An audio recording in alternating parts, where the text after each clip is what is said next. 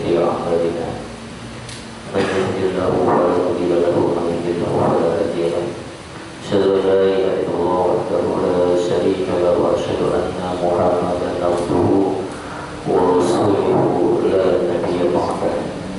الله تعالى في القرآن العظيم أعوذ بالله السميع العليم من الشيطان الرجيم يا أيها الذين آمنوا اتقوا الله حق تقاته ولا تموتن إلا وأنتم مسلمون. وقال أيضا يا أيها الناس اتقوا ربكم الذي خلقكم من نفس واحدة وخلق منها زوجها وبث منهما رجالا كثيرا ونساء واتقوا الله الذي تساءلون به والأرحام إن الله كان عليكم رقيبا. يا أيها الذين آمنوا اتقوا الله وقولوا قولا سديدا يصلح لكم أعمالكم ويغفر لكم ذنوبكم ومن يطع الله ورسوله فقد فاز فوزا عظيما. فإن أصدق الحديث كتاب الله وخير الهدي هدي محمد صلى الله عليه وسلم وشر الأمور محدثاتها فإن كل محدثة بدعة وكل بدعة ضلالة وكل ضلالة في النار.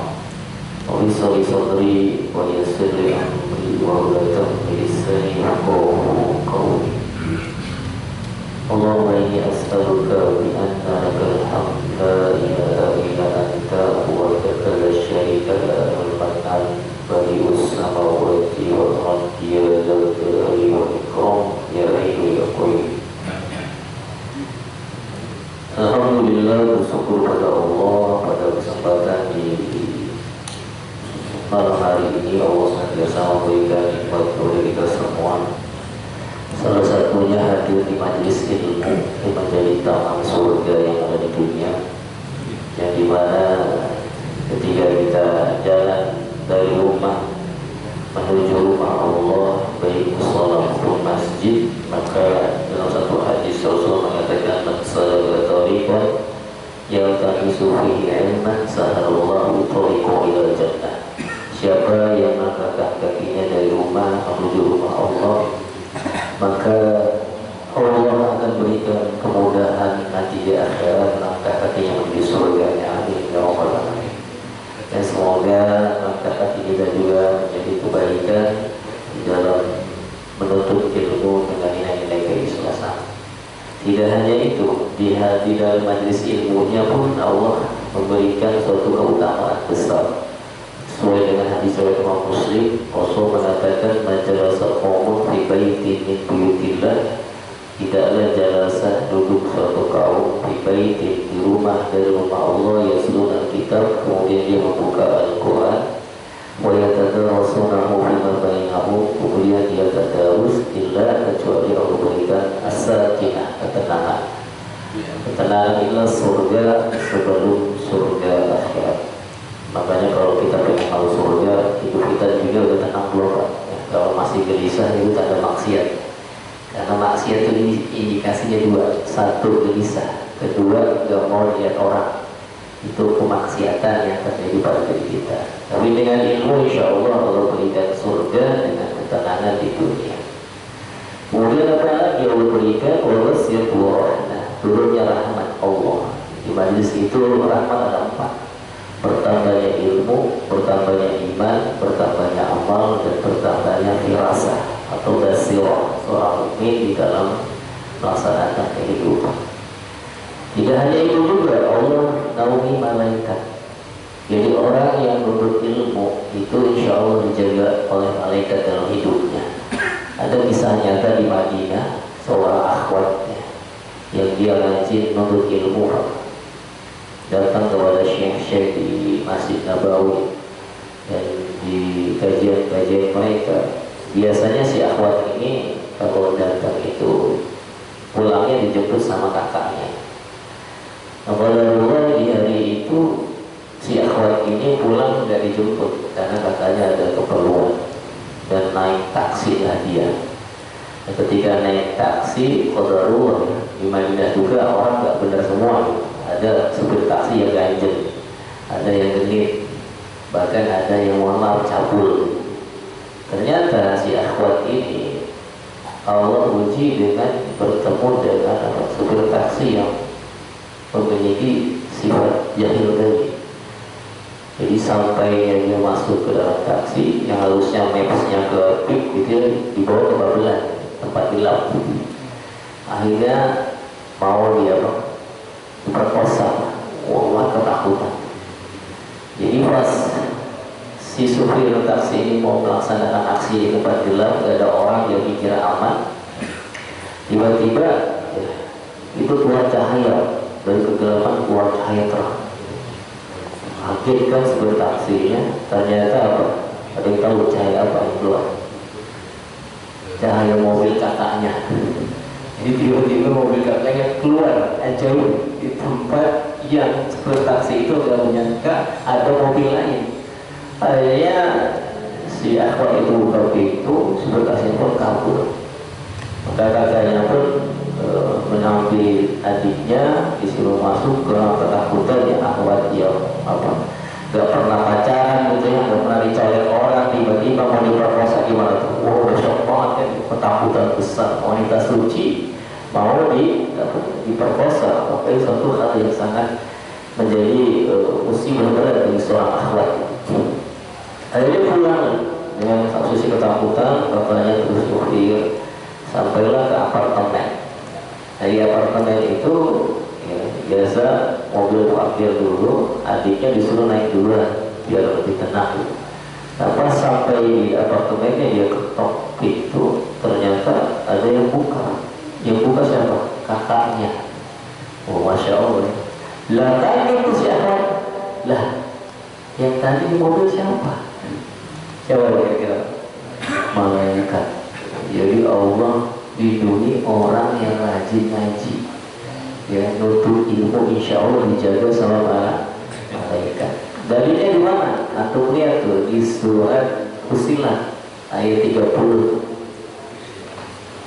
Di situ mengatakan bahwa innal ladzina qalu rabbuna Allah tsumma istaqamu tatanazzalu alaihimul malaikah. Jadi siapa yang istiqomah ngajinya gitu ya, ikhlas datangnya, sungguh-sungguh dengerinnya, pulang ngamalin ilmunya, ikhlas dalam mengamalkannya, maka Allah kirimkan malaikat untuk melindunginya. Kenapa diturunkan malaikat? Ifadillah yafazka. Siapa yang jaga Allah, Allah jaga dia. Jadi kalau kita pengen dijaga Allah, cukup syariat Allah jalankan, istiqomah, jangan amal-amalan gitu. Jangan sampai kita tergoda dengan syubhat dan syahwat. Nah, inilah satu hal gak berbeda. Ini siapa yang menjadikan Allah sebagai Rabbnya, dan tanazzalu alaihimul malaikah, malaikat akan turun kepadanya. Kata ulama tafsir terkait ayat ini, tafsirnya ialah orang yang istiqomah itu hidupnya dibimbing sama malaikat, ngomongnya dibimbing, lihatnya dibimbing, dengarnya dibimbing, jalannya dibimbing. Bahkan Allah lindungi ketika ada bahaya yang menghampirinya. Tuh dahsyat banget ya. Jadi orang yang istiqomah itu mengalahkan 1000 karomah. Antum mungkin tahu ya, banyak terjadi karomah ya. Gimana tuh kemarin waktu longsor, ada rumah yang gak kenal di daerah mana tuh, padahal itu dataran yang tinggi. Saya ditelusuri, memang di situ orang yang ibadah, sering baca Quran. Tapi mohon maaf, hatta 1000 karomah tersebut dijamin gak yang punya rumah itu istiqomah? Dijamin gak? Belum tentu, belum tentu. Walaupun dapat 1000 karomah, maulah kalau bahasa seorang muslim itu, ternyata belum tentu juga. Jadi orang yang melaksanakan karomah belum tentu istiqomah. Nah, istiqomah ini mengalahkan 1000 karomah. Nah, harus kita niatkan dengan baik di dalam kehidupan. Dan tidak hanya itu, setelah di dunia ya, dibimbing hidupnya itu dengan malaikat, nanti menjelang ajal itu malaikat datang lagi. Jangan takut, jangan sedih. Jadi bisa mengucapkan la ilaha illallah Muhammad Rasulullah, dibimbing lisannya untuk mengucapkan kalimat syahadat di akhir hayatnya. Berhenti di situ? Enggak. Di alam kubur ditemuin juga sama malaikat. Sampai kubur setelah belum Pak. Sampai ada yang mengatakan di tafsir ayat ini, nanti ketika seorang istiqomah di akhir itu, ketika dibangkitkan dalam kubur meniti sirat itu, dia bisa bonceng sama sayap malaikat. Jadi dibimbing, diajak terus sampai masuk surga. Makanya pas masuk surga apa? Assalamun alaikum bima sabartum, disambut sama para malaikat. Masalahnya gimana dia istiqomah kan gitu ya. Kadang-kadang iman itu naik turun ya. Yajib wa yanqus, naiknya susah, turunnya gampang. Antum naik perasodan, turunnya kan naiknya jauh kan? Atau antum naik gunung, anda pernah naik gunung Pangrango dari berapa jam tuh naiknya? Dari pagi sampai sore, sampai siang. Naiknya capek, ya. Pas turunnya enak. Pas di puncaknya, takbir semua, udah di atas aula kan gitu.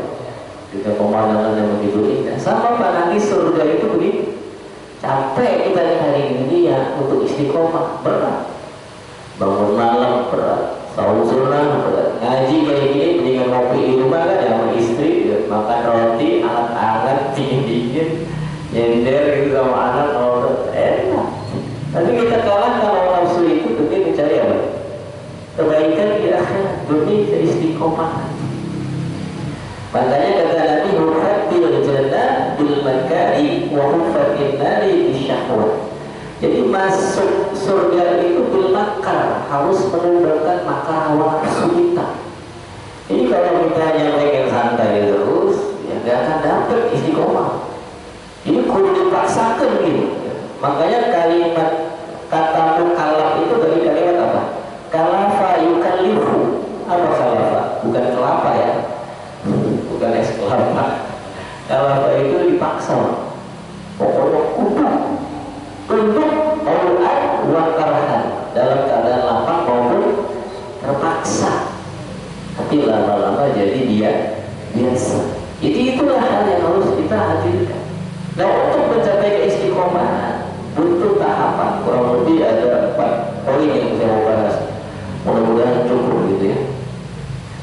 Nah, 4 poin ini agar kita bisa istiqomah di dalam beribadah, di dalam melaksanakan ketaatan kepada Allah.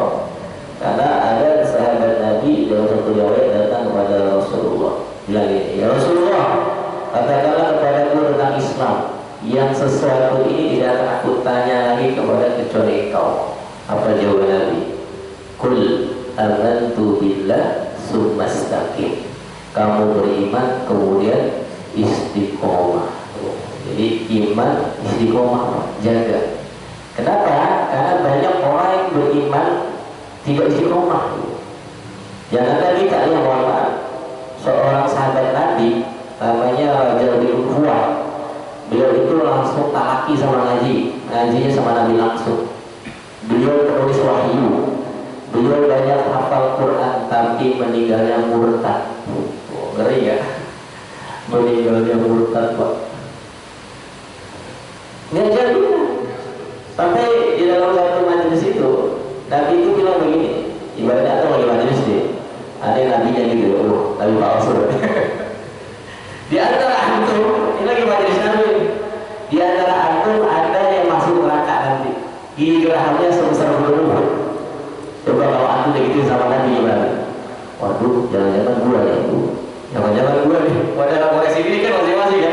Begitu sampai Abu Hurairah itu ketakutan. Jangan-jangan saya. Begitu bukannya lain. Itu tuh yang jarang ngaji. Itu tuh yang salatnya sering telat. Itu yang subuhnya kesiangan. Itu orang kita ini. Kalau sahabat dirinya sendiri. Isabu antum, qabla antum hasabu. Isablah diri kalian, subuh kalian dihisab di akhirat. Dan benar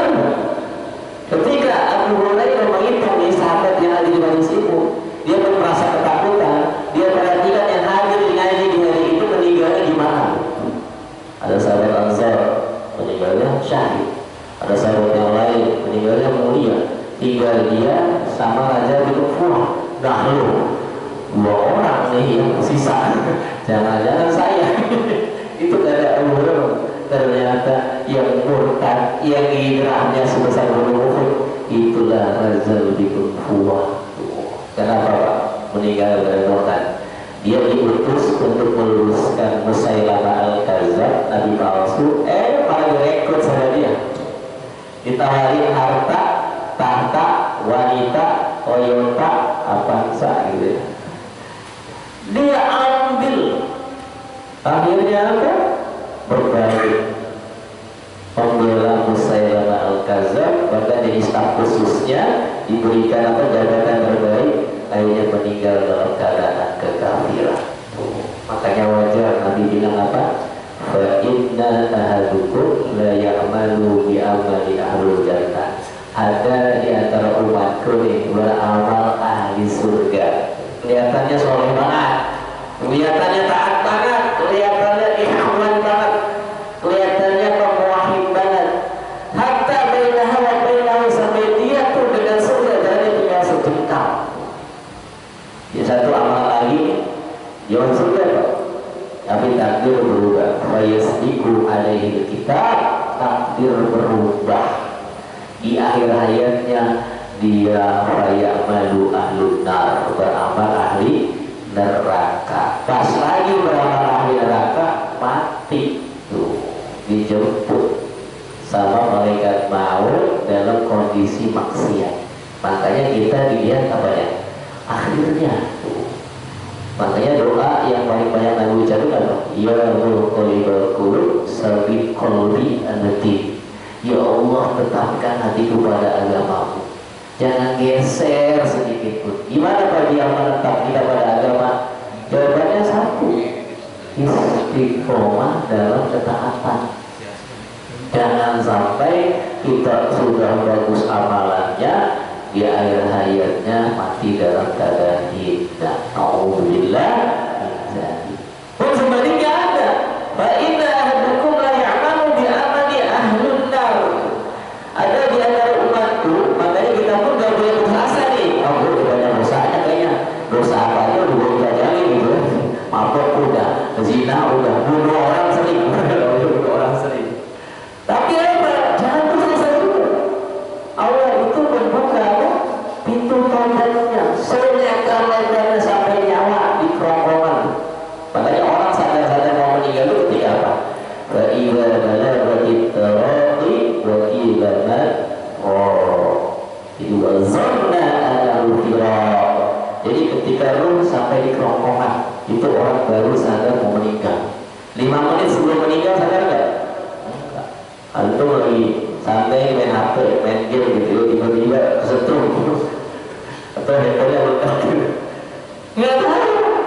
Atau antum lagi naik motor, berarti di rumah atau bawa ada kontainer, ada jembatan, buas.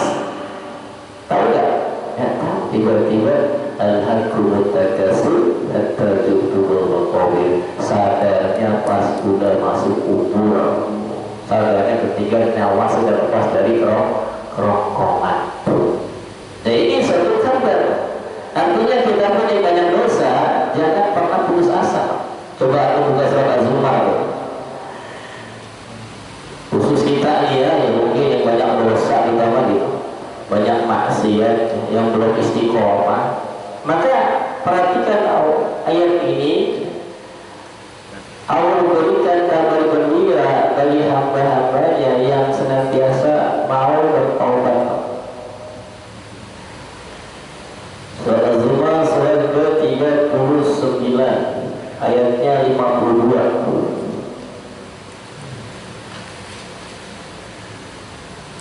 53 maaf. Ada yang mau baca? Silakan.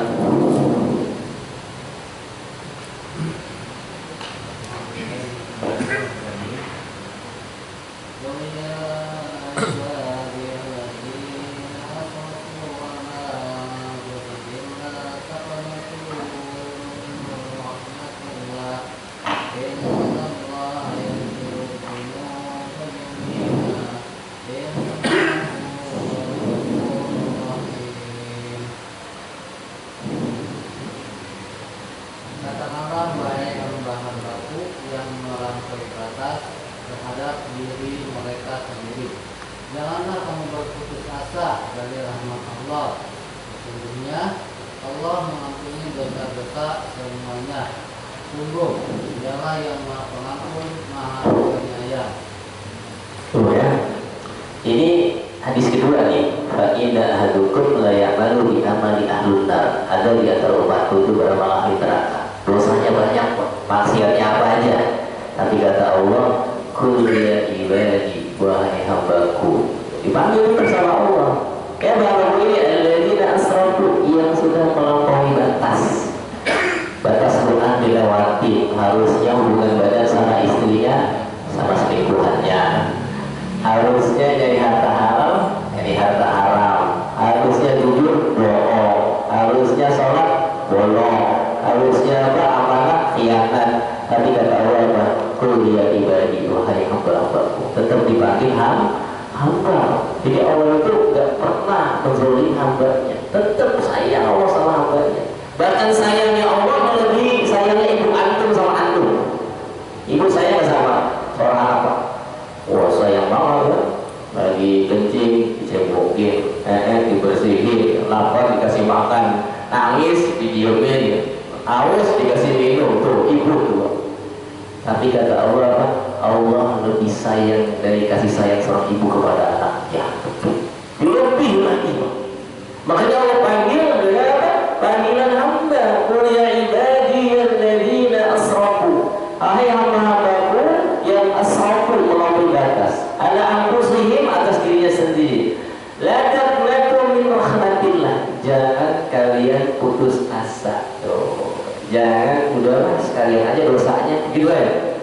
Sekalian tanggung. Dia udah maksiat banyak nih. Jangan.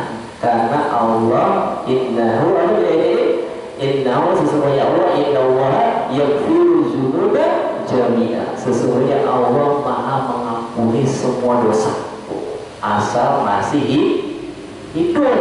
Taubat bisa nggak di kuburan Pak? Nggak bisa.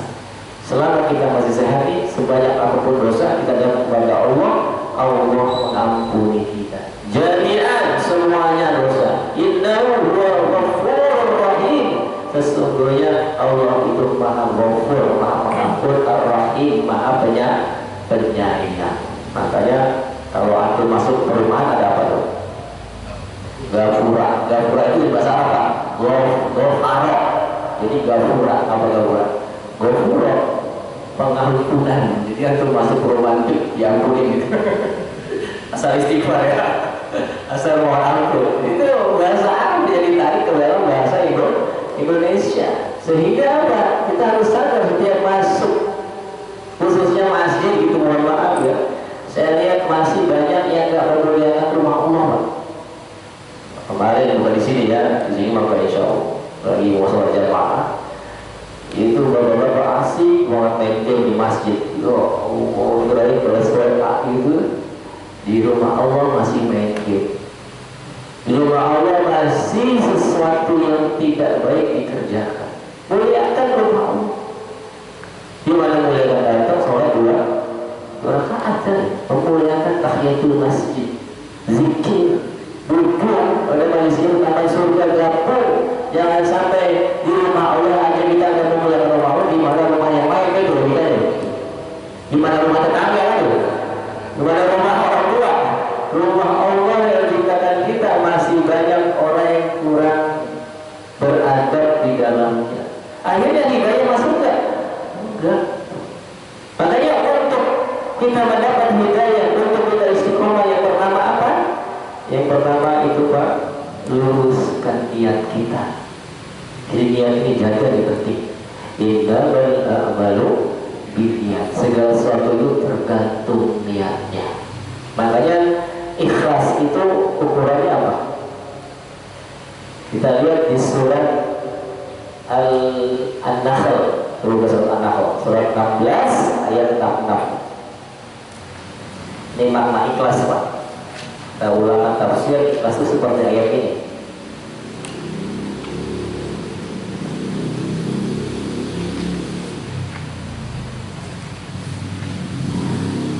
Di ayat 66 di surat An-Nahl, wa inna lakum kata Allah fil an'ami la ibrah. Di dalam dalam hewan itu ada ibrah. Ibrah itu apa? Pelajaran, itu lagi belajar. Makanya orang bertakwa itu tiga, melihatnya dari ibrah, diamnya mikir, ngomongnya zikir. Orang beriman begitu aja loh. Diam, apa yang tadi? Mikir, ngomong, zikir, lihatnya jadi pelajaran. Apapun jadi pelajaran buat dia. Contoh, Umar bin Khattab nih, pernah lagi jalan Pak sama sahabatnya gitu dalam satu kafilah safar dia, tiba-tiba istirahat di pohon Pak, istirahat di pohon. Umar lihat burung tuh, loncat dari pohon satu ke pohon dua. Tiba-tiba Umar nangis. Masya Allah, lihat burung doang, tanda burung gitu ya, nangis. Ditanya sama sahabat, ya pokoknya kenapa kau tiba-tiba nangis? Saya lihat burung itu, kenapa emang? Biasa aja, logika juga ya. Burung, ada tuh bagus diambil ya, berapa lagi apa? Burungnya yang mahal, burung yang mahal Pak. Ketika kita lihat burung, itu tergantung pikiran sebenarnya. Lihat apa itu tergantung ilmu. Jadi seseorang itu melihat sesuatu berdasarkan apa? Pemahamannya, mindset berpikirnya. Kalau otaknya dipenuhi ilmu Islam syariat, selalu melihat apapun dikaitkan ke akhirat Pak. Ternyata Umar dengan apa? Ketahui sahabat, lihat burung itu begitu bebas, loncat sini, loncat sana, makan buah ini, makan buah sana, ngambil buah tetangga, ngambil buah Pak RT gitu kebunnya, buah RT, kamu beramal, dia bebas Pak. Kenapa? Tidak dimintai tanggung jawab. Sedangkan saya hamba Allah, sekecil apapun akan Allah mintai pertanggung jawaban. Makanya tafsir surat An-Naba itu di ayat terakhir ada kalimat apa? Ayat terakhir ada apa? Ada kalimat waktu tuhaba, andaikan dulu saya jadi tanah. Jadi orang kafir itu nyesel di akhirat, pengen jadi tanah. Kenapa jadi tanah? Karena nanti setiap perselisihan orang itu akan Allah adili seadil-adilnya. Misalkan Pak Puji ini punya kambing, ya Pak Puji kambingnya beradu sama Pak Farid kambingnya tuh. Pak Farid kambing yang ini disuruh Pak Puji juga, tahu-tahu berdarah tuh, cacat tuh ya, kepalanya apa bercucuran darah tuh. Nah itu Pak, ketika si kambing itu tidak sempat mengkisah dari dunia, nanti kambing Pak Farid sama kambing Pak RT dihadirkan di akhirat, diadili gantian. Kambing Pak Puji disuruh ke Pak Farid, akhirnya bocor kan. Nah setelah itu sudah kelar, itu ada masalah kambing Pak Farid dengan kambing Pak Puji. Kambing jadi apa salahnya? Jadi tanah. Jadi tanah, clear urusan. Kalau manusia jadi apa? Jadi keberadaan masuk neraka jahanam. Ya, dihisab. Tergantung berapa lama dia melakukan kemaksiatan, tergantung berapa lama dosa yang dia kerjakan. Makanya satu kalimat saja nih, ketika kita ngomong nggak mikir, mohon maaf, asal ceplos gitu ya, maka ada orang yang gara-gara ucapannya bisa masuk neraka selama 70 tahun. Kau bayangin, satu ucapan Allah murka masuk neraka 70 tahun. 70 tahun dunia gimana? Bisa jadi 70.000 tahun. Karena satu hari dunia, satu hari di akhirat sebenarnya 1000 tahun di dunia. Makanya untuk kita bisa istiqomah, jadi benar-benar kita luruskan ya kita ini hamba Allah apa hamba dunia sih? Kebanyakan apa sih hati ini dipenuhi dunia atau dipenuhi akhirat? Karena setiap hamba itu akan mengerjakan apa yang ada dalam hatinya. Cita-cita apa yang kita miliki hari ini? Apakah kekayaan dunia saja atau ada cita-cita akhirat yang tinggi, yang mulia, sehingga kita bergerak untuk menuju apa yang kita niatkan? Maka yang di dalam ayat ini ada ibrah. Ibrahnya apa? Nusqikum mimma fi butunihim min baini farsin wa damin labanan khalisan. Ada kalimat labanan apa? Susu khalisan murni. Nah di dalam susu murni kira-kira ada bercampur dengan kotoran nggak ada? Enggak, bersih kan? Atau dikasih susu murni nih, tawa gitu ya, minum sehat kan? Tapi tiba-tiba satu gelas itu susu murni bercampur dengan ee-nya, gimana? Kira-kira aku mau minum nggak? Gratis, dikasih satu dus, sehari 3 kali minum, gimana? Udah kan gitu ya. Jorok, kotor, bahkan alhamdulillah kalau kambingnya kena kanker payudara gimana? Diperah keluar susu apa keluar darah Pak? Keluar darah, nanah, atau minum sehat apa sakit? Sakit Pak. Makanya orang hidupnya salah dalam niatnya itu banyak kesakitan, terutama sakit apa? Hatinya. Makanya sakit hati ini sembuhnya dengan Quran Pak.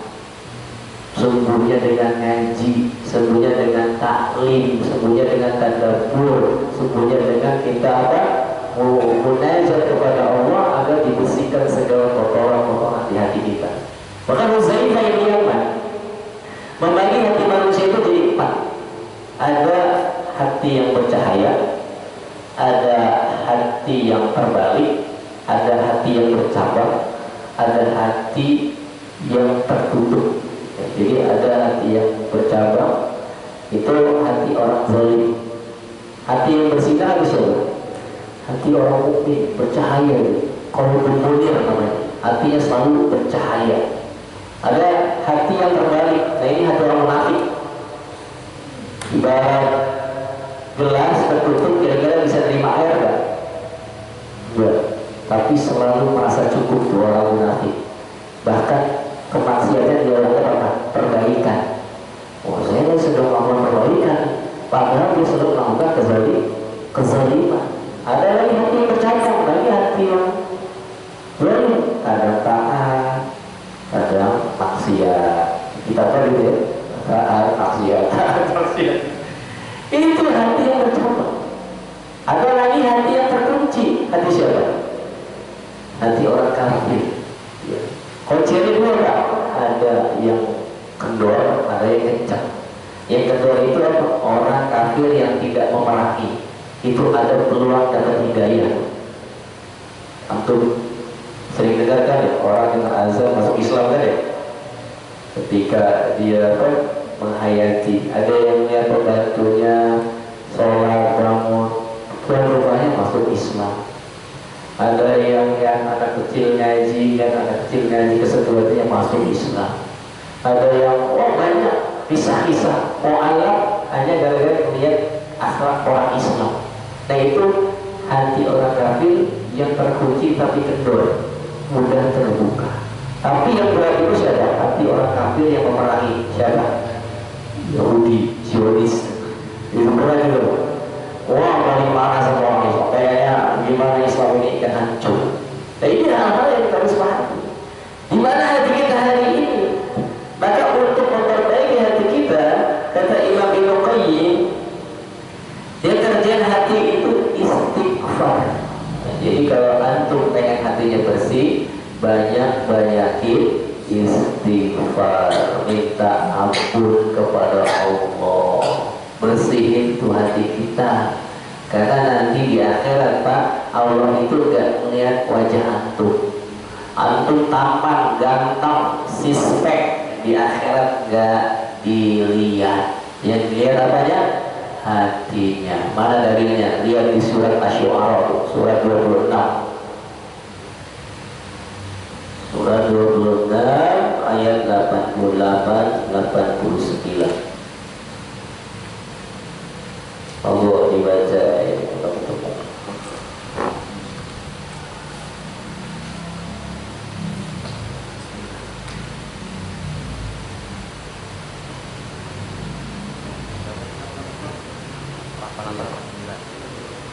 A'udzubillahi minasyaitonir rajim.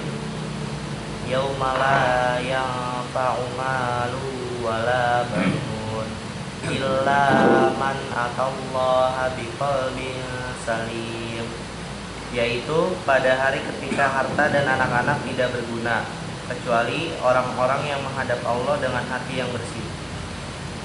Yauma pada hari ketiga ya. La yanfa'u mal, tidak lagi manfaat. La nafa'an, jadi kalimatnya dari nafa'i nafi'u, nafi'an, tidak lagi manfaat. Apa yang tidak manfaat? Al-mal, duit, cuan. Yang hari ini pergi pagi, pulang malam, peras keringat, banting tuang, nyari apa? Cuan. Sholat lewat, sogok kiri, sogok kanan, singirin kiri, singirin kanan, wah terus berjibaku sampai dia rela menghalalkan apa yang Allah haramkan. Nyari duit, boleh gak cinta sama duit Pak? Boleh. Silakan antum kaya sekaya-kayanya. Abdurrahman bin Auf kaya masuk surga, Utsman kaya masuk surga. Jangan sampai miskin masuk neraka gitu ya. Nauzubillah. Kenapa sombong? Ngomong ngaji, ngomong belajar, belagu, sok tahu. Makanya orang dalam ilmu itu ada 4. Ada yang berilmu, ada yang berduit, ada yang berilmu doang nggak berduit Pak. Ada yang berduit nggak berilmu. Yang terakhir nggak berduit berilmu, udah miskin, kerek, goblok, dulu orang nggak punya apa? Keinginan untuk belajar. Makanya kalimat jahil itu ada maknanya. Bodoh kan? Jangan bilang orang yang tidak tahu, itu halus. Antum jahil lagi. Anda jahil, saya bodoh nih karena nggak mau belajar ilmu agama. Kalau bahasa itu apa? Bahasa itu orang bodoh, dungu, nggak connect sama apa yang disampaikan. Ya begitu. Sakit Quran itu bahasanya sakit, jangan diperindah seolah-olah nggak apa-apa, nggak ngaji, nggak tahu ini juga, nggak belajar nggak apa-apa.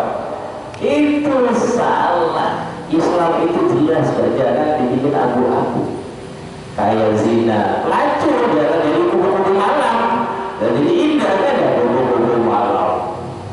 Jadi nampak maksiat itu kadang dinampak, dibuat indah oleh siapa? Oleh para iblis, kalangan jin dan manusia, untuk mengkamuflase maksiat nampak indah. Apalagi kaul sodom, kalau dalam bahasanya liwat, bukan lewat ya, bukan liwat. Jadi berhubungan cowok sama cowok, cewek sama cewek. Sekarang dipanggilnya kaum apa? Kaum pelangi, boleh merah kuning hijau, lagi tiap biru. Dilindungi, ada komunitasnya. Kalau antum lihat di TikTok, itu udah berani live Pak. Cewek cowok, cewek cowok, cowok cowok, sambil ngobrol ngejelasin hubungannya. Yang nonton ribuan orang, coba nggak jadi virus kan? Tiba-tiba anak antum nonton live-nya, wah iya seru juga nih. Udin sama Ujang gitu, barengan pernikahannya nanti lahir mertuanya Pak Udin, mantunya Ujang nggak nyambung. Ngeri. Hari ini kalau kita nggak ngaji Pak, segala maksiat itu akan nampak indah, karena nggak ada kurukon, nggak ada pembatas, nggak ada namanya pondasi, mana yang kita harus ambil, mana yang harus kita tinggalkan. Makanya nanti di akhirat, ketika tidak lagi bermanfaat harta yang hari ini mungkin kita usahakan, yang hari ini kita cari, tapi mohon maaf jangan sampai gara-gara kesibukan harta yang haji, gara-gara kesibukan harta yang tuhikum wa amwalukum wa la amwalukum an zikrillah. Allah peringatkan di surat Al-Munafiqun, coba lihat di ayat 9. Wahai orang-orang beriman, kata Allah, janganlah harta-hartamu, anak-anakmu membuat kamu abai dari zikir kepada Allah. Zikir ini maknanya banyak, bisa ngaji, bisa sholat, bisa tadabbur Quran. Jadi Anda boleh jadi misi silakan, tapi urusan sholat janganlah diabaikan. Urusan sholat jangan sampai nggak datang ke pengajian, karena sholat ngaji inilah yang membuat Anda mulia, dan tidak akan orang yang sholat tepat waktu, ngajinya rajin, mengurangi rezeki dunia. Lah, serupiah pun tidak berkurang. Wallahi, yakin sama Allah, rezeki tidak akan berkurang ketika antum sholat tepat waktu. Rezeki tidak akan berkurang ketika antum rajin ngaji, malah menjadi berkah. Kenapa? Karena Allah yang menjanjikan itu. Wa may yattaqillaha yaj'al lahu makhraja wa yarzuqhu min haitsu la yahtasib. Jadi siapa yang bertakwa kepada Allah, Allah kasih jalan keluar. Jalan keluar apa masalah hidup hari ini yang banyak kejelimet gitu. Banyak masalah problematika di kerjaan, di rumah, di kesehatan. Itu salah kita sendiri. Jadi Allah itu enggak merubah kenikmatan seseorang sampai orang itu merubahnya sendiri. Itu makna surat apa itu? Surah Al-A'raf ayat 11. Inna Allah la yughayyiru ma biqaumin hatta yughayyiru ma bi anfusihim. Allah itu tidak akan merubah nasib seseorang. Maksud nasib di sini apa? Allah enggak zalim sama hambanya. Antum pun udah dijamin dunianya. Kenapa dunia bisa berkurang? Karena kita merubah fitrah kita yang harusnya ibadah kita maksiat. Yang harusnya kita sholat tepat waktu, kita lalai. Yang harusnya kita jujur, kita bohong. Yang harus kita amanah, kita korupsi, khianat. Akhirnya gara-gara itulah Allah kurangi nikmat kalian. Ibadah gak khusyuk, subuh kesiapan mulu, ngaji ngantuk, apalagi baca Quran, nggak handphone pinjam handphone, sama duit pelit, sama istri marah-marah mulu, sama anak ngomel, sama tetangga hasad. Ya Allah, itu terjadi gara-gara diri kita sendiri. Kenapa? Berpaling dari Al-Quran, lebih mendahulukan syahwat. Jadi ini harus kita paham. Siapa yang melakukan ini kata Allah? Wa may yaf'al zalika, siapa yang fokus dari duit padahal nanti di akhirat duit enggak dianggap sama Allah, illa man atallaha biqalbin salim, kecuali yang ada Allah dalam keadaan hati yang bersih. Jadi hati bersih itu adalah hati yang bisa menempatkan pekerjaan dalam posisi dia tetap ibadah. Jangan-jangan gara-gara dari duit atau berupa ibadah. Dan tujuan antum diciptakan buat ibadah. Dunia itu pelengkap. Walladzi khalaqalakum ma fil ardi jami'a. Silakan dunia buat antum, tapi antum buat saya kata Allah. Begitu. Jangan dibalik. Antum buat dunia.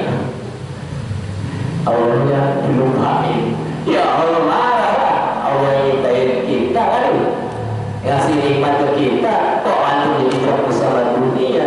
Silakan bekerja, silakan kaya, silakan berbisnis. Tapi ketika saya panggil hayya 'alas shalah, hayya 'alal falah, nanti antum akan menang di dunia, menang di akhirat. Allah kasih itu berkah. Makanya inilah yang kita harus kejar kalau ingin istiqomah. Coba banyak-banyak muhasabah. Selama ini niat hidup kita apa sih tujuannya? Apakah cuma kejar dunia? Antum melihat Fir'aun tuh, yang kesuksesannya keren, Korun yang duitnya banyak, Namrud yang garang gitu ya, bakal Ibrahim. Hari ini tinggal apa? Tinggal apa? Tinggal nama lagi disiksa di dalam kubur. Antum melihat orang-orang kaya yang nomor 1 di dunia sekarang itu hari ini sedang ngapain? Tinggal nama.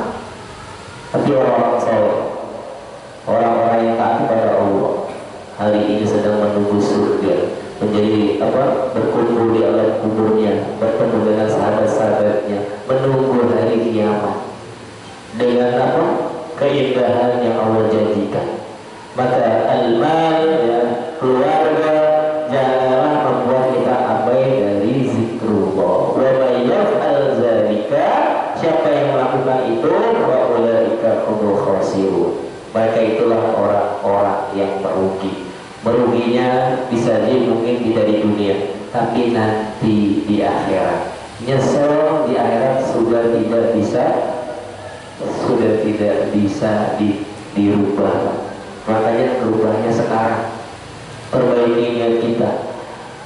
Makanya ada sahabat Nabi ini, saya tutup dengan satu kisah ini dari kalangan Arab Badui.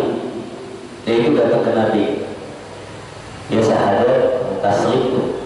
Untuk buka di surat Al-Hujurat ayat ke 13 ke 14 mana? Qalatil a'rabu amanna walakin qulub aslamna falamma yaqulul iman fi qulubikum wa in tuti'ullaha wa rasulahu la yusrikum min amalikum syai'an. Jadi ada Nabi datang ke Nabi, saya beriman ya Rasulullah. Iya kamu beriman, tapi kamu belum selamat. Ya. Sampai kamu taat kepada Allah, taat kepadaku. Akhirnya apa kata-kata dilakukan sama Nabi ini? Dia ikut perang Pak. Oh dulu perang, kalau sekarang ada perangnya kita sekarang perang pemikiran. Atau pahami Quran, bantah-bantah sugat-sugatnya orang-orang liberal, orang-orang yang benci sama Islam, bantah dengan Quran, bantah dengan Sunnah. Jangan sampai kita malah berdiam diri. Banyak kemaksiatan hari ini, akhirnya itulah yang mengundang bencana yang hari ini banyak terjadi. Pemberontakan di mana-mana, yang sampai akhirnya itulah yang mengundang bencana. Ketika Allah katakan walau anna ahlal qura Batakul lafatahna alaihi barakatin minas sama'i wal ardh. Jikalau penduduk negeri beriman Pak, pasti Allah berikan berkah dari langit dan bumi. Walakin kazan, tapi kebanyakan manusia Pak mendustakan ayat-ayat Allah, maka kami azab kata Allah. Dengan perilakunya akhirnya menyebabkan tidak hanya satu orang, tapi banyak orang pun mendapatkan apa? Kerugian. Dari mana itu bisa Al-Anfal, terakhir ya surah Al-Anfal. Ini kita satu kudu berlindung Pak. Di tengah musibah hari ini terjadi, ayatnya jelas. Ayat 4 dan 5. Ya ayyuhalladzina amanu istajibu lillahi wa lirrasuli idza da'akum lima yuhibbukum wa'lamu anna Allaha yahullu bainal mar'i wa qalbi wa annahu ilaihi tuhsyarun. الذين ظلموا منكم خاصة واعلموا أن الله شديد العقاب. Wahai orang beriman, tidak awal, penuhilah surat Allah dan Rasulnya. Apabila dia menyeru kepada suatu yang memberi kehidupan kepadamu, yaitu kehidupan itu adalah hidupnya ketaatan. Ketahuilah bahwa sesungguhnya Allah membatasi manusia dengan hatinya. Jadi jasa kita itu berpisah dengan hati. Kalau kita maksiat, iman itu naik atas, mulai melepas dari jasa kita. Makanya Allah bilang apa di ayat 25-nya tuh? Wattaqu, peliharalah dirimu dari fitnah. Fitnah itu apa? Siksaan yang tidak hanya menimpa orang-orang zalim saja, tapi orang soleh juga kena. Apa itu? Bencana alam, musibah. Ketika orang yang berilmu di antum nih udah ngaji diem, nyari aman, lihat maksiat di depan, cicing wae. Kalau orang berilmu dia apa dibilang apa? Setan bisu.